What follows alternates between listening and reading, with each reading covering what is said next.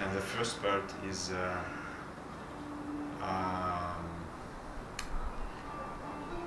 do you think that like there is a view on the like whole world?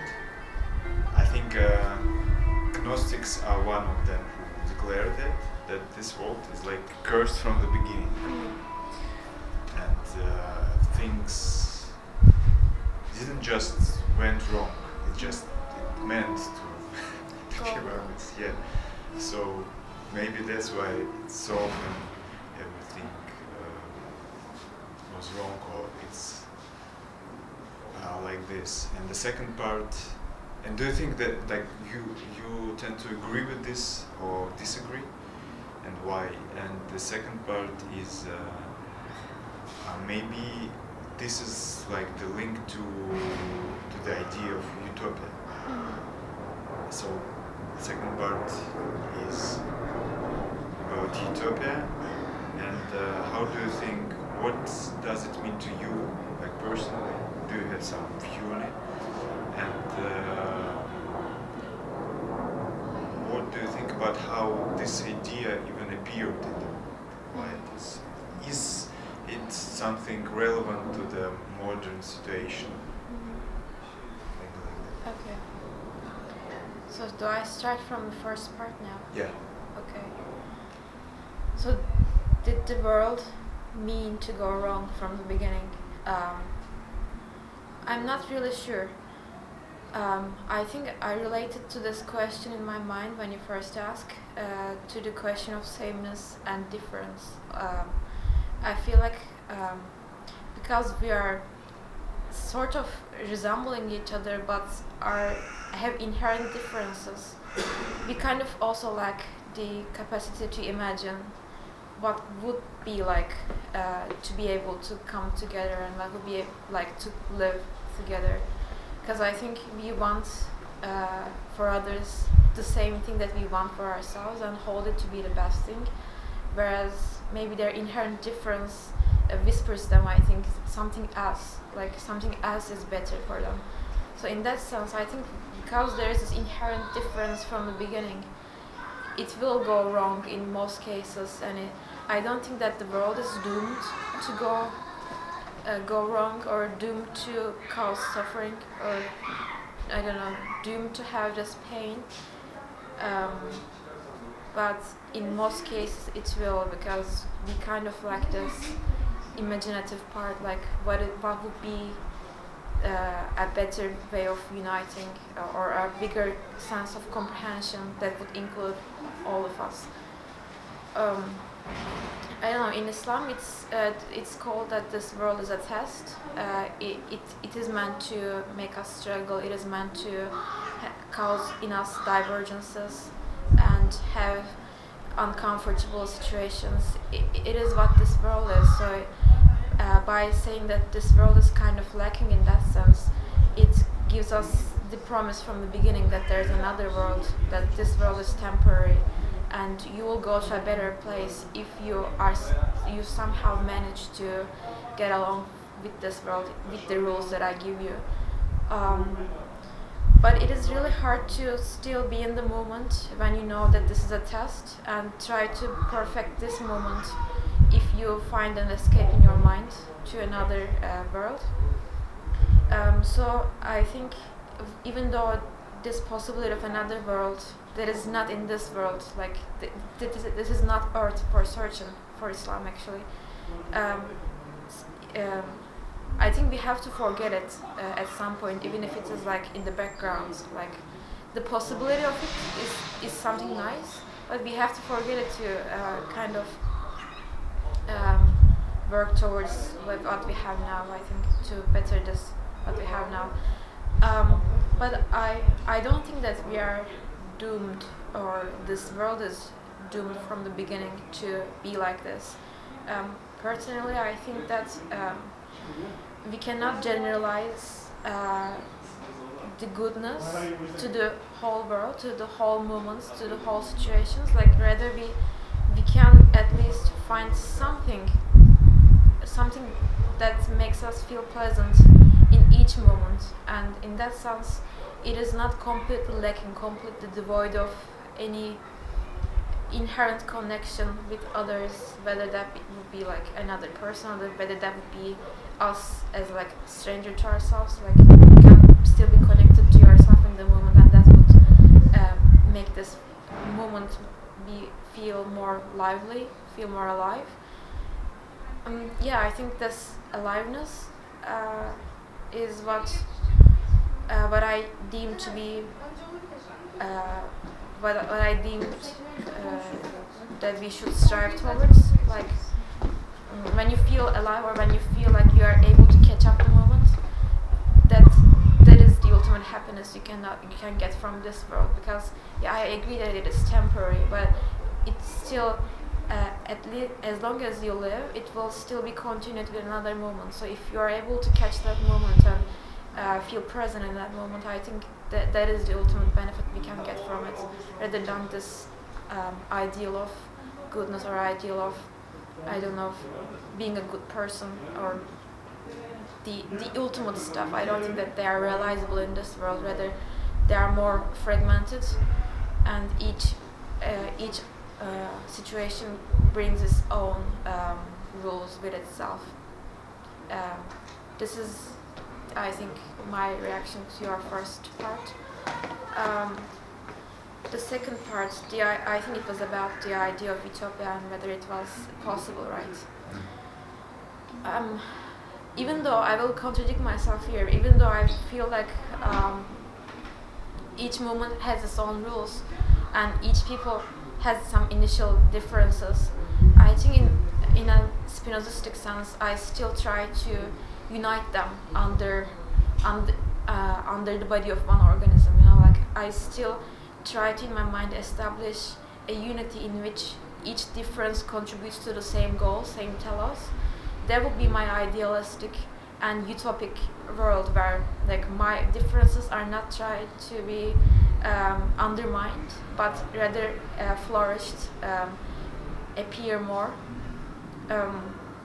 But I cannot help myself but still ask from other people the same things that I want from myself. So in that sense, I kind of contradict my utopian sense of world in my daily life, because even though I acknowledge that they are different, I still, because of, I think, my lack of imagination, want from them to do the same thing with me, and cannot help but feel like their way of living is opposing my way of living, and they are kind of using the resources that I need to, I don't know, establish myself in the world, I think.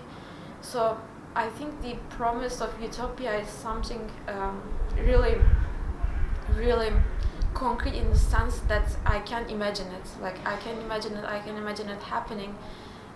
But I think we are really captured by by our daily life, by the maintenance of it, such that it's kind of unattainable. But still, I forget that it's unattainable, and in my mind I try to go there, and I contradict myself in doing so. So I think I'm kind of hopeless in the sense that I will be the one that make an utopia in my surroundings, or be the one. But still, I'm able to think of the utopia still being embedded to this world. Like I still hope that it can be actualized at some point. Like as a capacity, I feel like it is there. It's not something really like a fairy tale in this sense. Mm-hmm. And the next question, I think, is about like nature, culture, position, or like a position in kind of unity. Like how crucial do you think this interconnection between them is now? And maybe to remember like the yesterday seminar and this topic of active and reactive force, like what do you feel like in your personal experience, like as an active force comes still maybe like it was in the beginning from nature, or like do you even feel that you have to choose, or you have to like merge them in yourself and in your like, daily life, or you should struggle for it? Like if you will not struggle, you will be like detached from nature and resting in just in society and inside of the culture, maybe lacking some kind of very important source. Um, I do feel these two opposing forces in me. If I'm attentive, I'm able to differentiate one from the other, and I think they do want different things from life, or they have different goals. Um, I like this etymology of anthroposan we talked in this ancient Greek course, that it is the one that looks up. Like you are in the ground, in the nature, but in your nature actually there is this thing that makes you look up, makes you imagine something else, makes you diverge. What is the word again? It's anthroposan. I think it's Anthroposan. yeah, I think the human and in ancient Greece, or in Greek language actually, was meant to say that it is the one that looks up, that looks to the sky. Um, I do feel like it because I do form it from the question of temporality. Like the nature has its own temporality, or with the changing of weather, you have to accustom it. But if you want to establish something that is more durable, like that resists the changing weather, changing conditions, like and sustain yourself as a species as well, you have to kind of diverge from it while still using the things that it gives you, that it affords you. In that sense, I think in our nature there is this difference that I talked about in the previous question, which is both between the members of the species, but also interspecies as well, like with other species as well, with the nature, as we conceptualize separate from the humans. But I don't think that I think that the conception that culture is totally different from nature, or it is able to diverge completely, is kind of a hubris. It's kind of like it cannot be if you are still organic beings in your essence. No matter how much you exceed or transcend the limits, it is still by the things that is afforded to you that you are able to do that. So there will not be a complete separation, which does not end in catastrophe, I think. But still the question is relevant. The question that just opposing forces, because there are these two natures merging in one person most of the time. I do feel like sometimes I am more in my mind, and which is something that is more in a virtual space. It is not really connected to the materiality of today. But I cannot really sustain it for a long time, and I always have to come back to my body. I always have to come back to my daily habits, which is like the potential of me ever diverging in the first place. So I do see this intrinsic link, but this intrinsic link always requires us to kind of have this attitude of being like separated from nature in this sense. So the next question is, you already mentioned this, like since the beginning, I think it was Levi Strauss who said that, like the simplest definition of myth to himself, he actually heard this definition from some Indian. He said that actually the myth is the state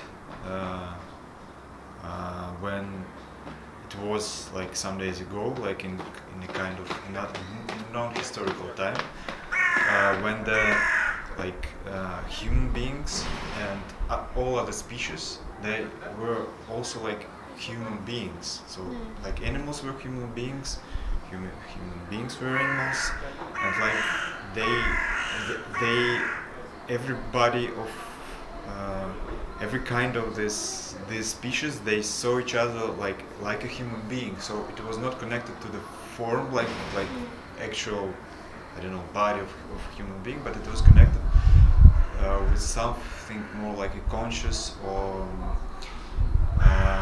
kind of subjectivity which every entity could has in it. So do you think, do you agree that there is this that there is something we for a long time we lost it already, this kind of interconnection, and that we as human beings we separated ourselves from all other species, and even since even when we think we communicate with, I don't know, with nature or with animals or with plants or with, I don't know, ghosts, or we are not really we do not feel that their subjectivity. We feel only in this way we are like Narcissus. We see only our reflection, and so from ancient past to possible future, do you think that this kind of connection could be restored? And do you think this kind of connection of myth coming alive is something the humanity should work on, something that maybe, I don't know, individual persons should work on? Yeah, I didn't realize it, but I think I kind of have strong opinions about this one. In the sense that I think the thing that kind of separated us was logos or language. Language first gives you this unexplored lands. Like you can really do much about it, and you can use it and implement it in every part of your life, which also is a feedback. Kind of enlarges your intellect too, but it also prunes it in the way. Like you kind of forget other ways of knowing, which is really unexplored in language. And I think this unexplored ways of knowing, which we also have as babies, like you kind of force babies to learn language, and in that sense they lose making other voices. Like they accustom their mouth and their I don't know, what do you call it, throat. Yeah, the throat and the strings that they're in your throat to the language they hear, so they lose some possibilities. And in that sense, I think we also lose other possibilities when we make people socialize in a way that use linguistics tools. Vygotsky writes about it actually. Like we social as a social being, like when your sociability improves and develops, it is in accord with language. So, but I think there are other ways of sociability, and when the most I see it is when I interact with my cats. Actually, like I feel like there is a transference while I communicate with them. But I do some sort of gestures, or I mimic some stuff, or I position my body in such a sense that they are able to comprehend too, and I also comprehend them, and I interact with them.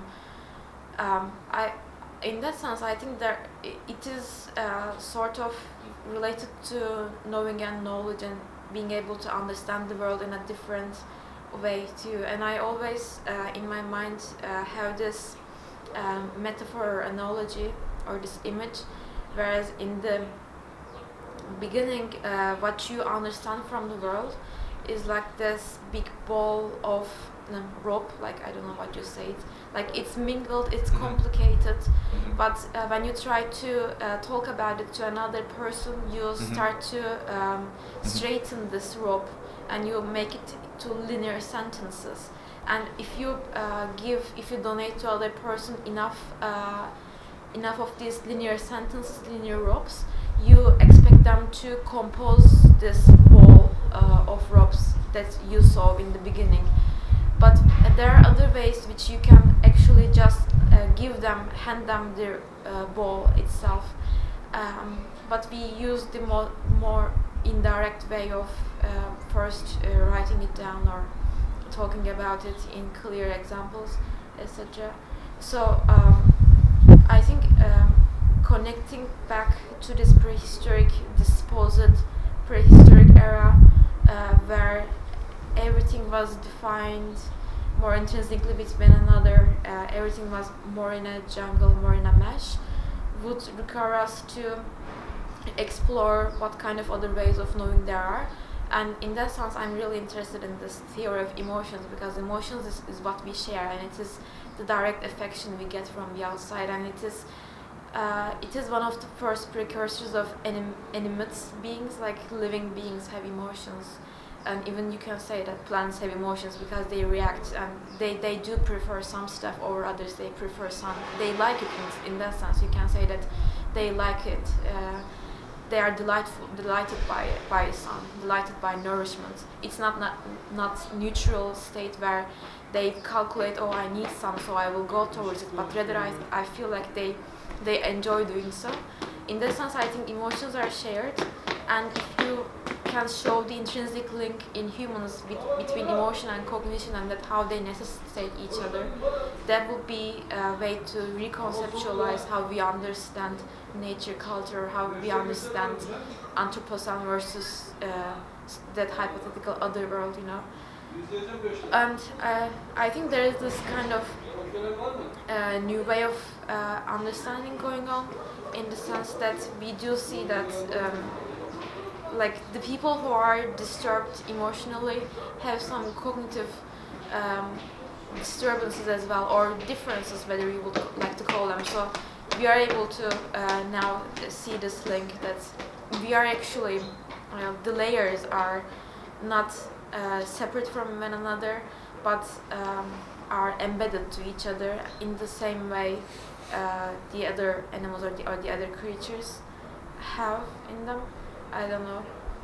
Yeah, I think the most prominent way to say it is to, like, as I referred, the other ways of knowing is the link to this prehistoric era. Yeah, the Brazilian anthropologist Virgil de Castro, actually when he did his explorations in Amazon region and was exploring how Indians still could connect to the other species. I think he even has a name for such a. There is like animism, if you know, like every bee has some kind of animal, like which animates them, make them alive, not like a material creature, but also like a spiritual creature. And the other, like these Indians, they were able to connect. For example, the jaguars, like one could see the world like a jaguar sees the world. Actually, how the jaguar sees the humans. So they could somehow change. I think he calls it perspectivism, the perspective of the view. Like, and it's not like the just perspective, like one dot is moving and you see things in other. It's like the whole, volume. The organization. Yeah, is somehow changed, and there is a place like for different kind of species you can communicate with. So this is something like, it may sound kind of mystical or hard to understand, but it's like still there are some tribes who are capable of like in a sense of their material culture. In the written, they may not even have written cultures, but they are still able to maintain this interaction with their like own kind of way. So yeah, it's pretty interesting. Yeah, we are organizing this camp in the summer where we will talk about this different worlds perceived type of thing. There, the themes are, one of them is like how different individuals perceive the world. Like we use our vision most of the time, so the first question is how do different people see, like if you have some kind of a visual disorder, if you have some different kind of orientation, how do you see? But also like interspecies, like all these species uses different senses, and some of them have different prominent senses, and that reorganizes their world in a completely different sense. And the other topic is there is actually how different senses actually independent of the organism make us see the world differently. Like they have their own world, they have their own organization. Some things are more prominent there. In that sense, I think if we don't stop at the level of species, but even fragment it more and say that okay, every different stuff, every different organization have their own being. Like visual system has its own being, or I don't know, auditory system has its own different being, because the permanence of entities are different in all of them. Like the duration of sounds are different from visual beings that have their durations more stable, which would make the world appear differently, etc. In that sense, I think there are lots of different imaginative worlds that could go on, and an utopia could include even this sort of things that we see as partial, such as systems that we inhabit. But they're also beings, and they also have their own telos in some sense. Like they also strive to organize stuff in their own way as well. In that sense, world is really fractured, not just between species, but between different systems as well. But in a sense, it works completely fine too. It is able to come together, like, and if a species, just one species with whole different parts can come together, I think different species could also have imaginations towards one another, like they could be able to imagine themselves in a different way.